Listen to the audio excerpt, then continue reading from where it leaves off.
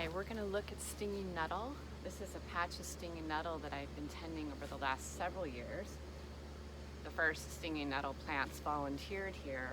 It's on the north side of my house, so it gets some sun, but not full sun all the time. It happens to be a sunny day, but it tends to have more moist conditions than it would be on the south side.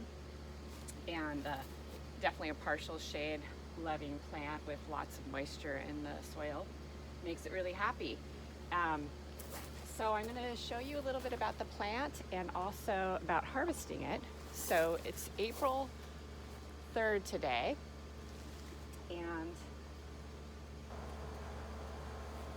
so early April, this really started sprouting and getting really more significant size in March. There was budding a little bit coming up through ground in February, at the end of February. But this is perfect time to harvest before it gets really tall and before it starts to flower. So I'm going to try to bring it down a little further to see the plant. You may be familiar with this plant already. It has kind of a square stem and opposite branching pattern on the leaves, and the leaves are very toothed. I'm going to put a glove on because they're extra stingy this time of year when they're pretty young. They put a lot of defense out with the formic acid. So when you harvest, a sharp tool and some gloves is very helpful. I'm going to bring this up here so you can see the toothed leaves. And if I bring it to the sun, you can see the little hairs, little hypodermic needles there. So hopefully you can see those. The hairs on the leaf is what makes it able to sting you. If those hairs are squished or crushed in any way, they can't actually inject its stinging power. And this is a very sought after plant for both food and medicine. It is full of nutrients. I'm a vegetarian, and I call this the vegan's best friend because it has many of the nutrients that are harder to get in a vegetarian and vegan diet. Sorry, there were some hairs on my gloves here, which is not good for harvesting. So again, seeing those little hairs, those can actually be crushed by petting it like a cat. So if you ever wanted to eat a stinging nettle leaf raw, don't just put it in your mouth. It will sting you in your mouth and go down your throat, and that would really be most unpleasant. But you can actually crush the hairs by petting it very gently like a cat in the direction that the hairs lay on the leaf. And when you have, they're also on the stems and the petioles. So sometimes you can take your gloves and also kind of squish those.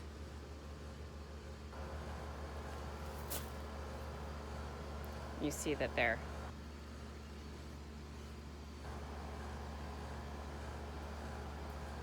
getting them off the leaf, and I'm actually able to touch it now.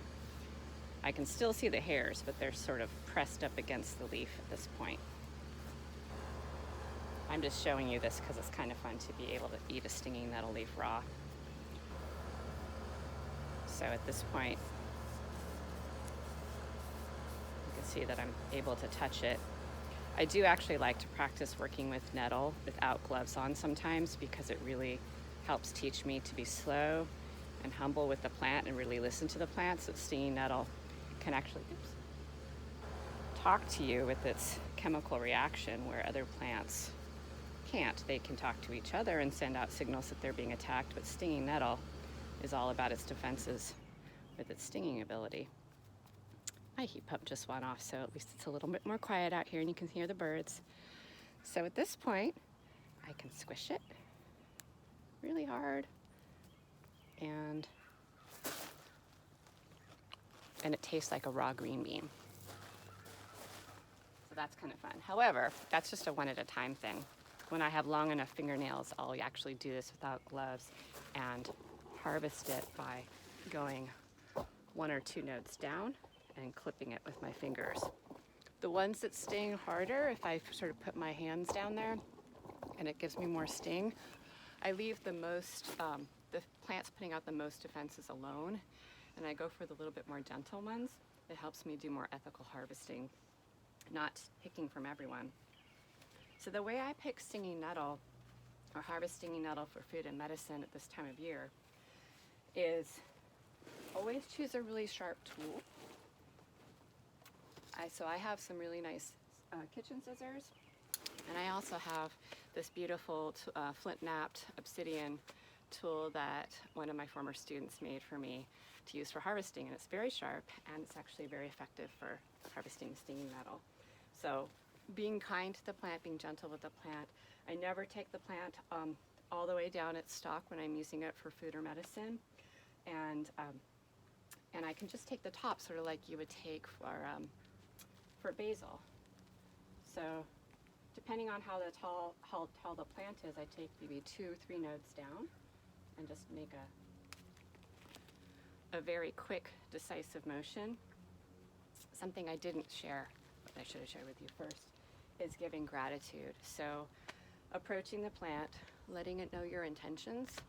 So I plan to use stinging nettle to help support my nutrition, and I use it a lot in cooking. As a condiment, I actually dry it and powder it and use it on many of the dishes.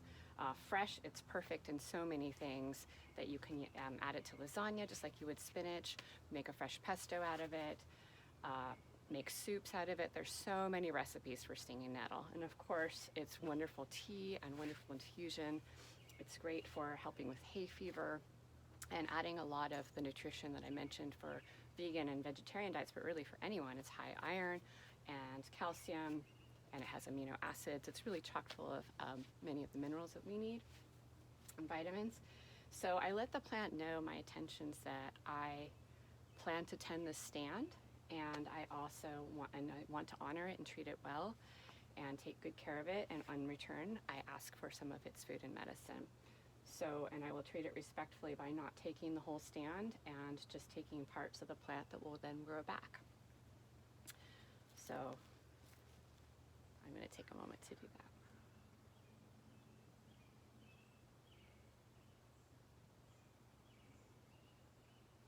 So some people, when they harvest, they make an offering. Traditionally, sometimes that was done through tobacco. Sort of a more modern thing is sometimes to take one of your hairs out and sort of honoring that it hurts, and you can leave that and definitely give some gratitude. So I'm going to start harvesting a few of these just to show you. And each one I do, I say thank you. I have a basket here, my collecting basket, that I put a cloth on just to help, because I use it all the time, so it just helps keep the basket clean. I also dry in this. Some people do herb bundles and hang it upside down, not too huge a bundle, but sort of a small bundle, and hang it upside down in a place that stays very dry and not in the full sun, and let it dry that way. I tend to use a lot of baskets, and I again cover them with cloth to keep them clean and rotate them each day. So I'll kind of show you another video of how I dry things that I'm able to preserve this for later. You can also freeze it, because you might get a really good stinging nettle harvest and you can't eat it all in one go, and you want some for the time of year that you don't have stinging nettle available. So thank you. At a certain point, you're going to start seeing evidence of insects on here. That's a good time to start turning away if you start seeing a lot of insect activity. And one of the things to look for too, of things you wouldn't want to harvest, are leaves that are folded on themselves, because there's a butterfly, the red admiral butterfly, lays its eggs and has larvae that use stinging nettle specifically for having young. So we want to leave those leaves alone. So when we do ethical harvesting, it's about the plant itself, it's about the environment it grows in, to make sure that we're not disturbing the whole plant community, and there's animal relationships that rely on these plants too. So we want to be mindful of all those things, the whole ecosystem, and also other harvesters. So I was told stories about some harvesting patches that people came to, and because they were so widely used, they just got nailed, and people would cut from the bottom or pull it up by the root and take the whole plant, and suddenly the patch was gone. And this patch I harvest every year, and it's just gotten bigger and bigger and bigger because the way I harvest is just from the tops, unless it's going to be harvested for cordage, in which case I let it get much taller. And you'll be doing cordage with Georgie later. And this is just parts of stalks right here. There are some of them, and they can get much taller, but plant gets much taller and then sort of have these nice dry stalks that are great for making cordage out of. So depending on what you're harvesting it for, you do a little bit of a different approach for food or medicine, because every place that I have just topped will then sprout and start getting growth from the sides as well, which isn't as great for the cordage, but certainly makes a robust stand for food and medicine. So I'll take a few more here, and then I'll show you some other things.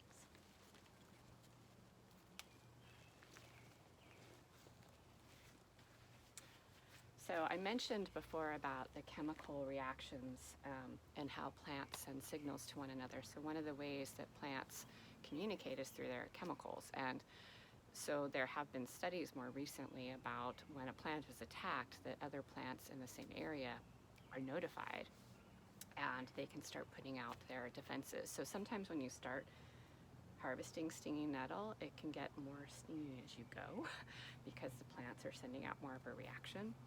These are also spread by rhizomes, so some of these may be connected. The rhizome runners underneath the ground are used for prostate health, and so sometimes that can be found as medicinal support as well. So stinging nettle is used for so many things, has a long historical tradition both in North America. It's also been used in Europe as a traditional plant. So it's one of sort of the herbalist favorites. And I'll show you the patch on both sides. So this is kind of growing everywhere all over the north side of my house now, even around the corner.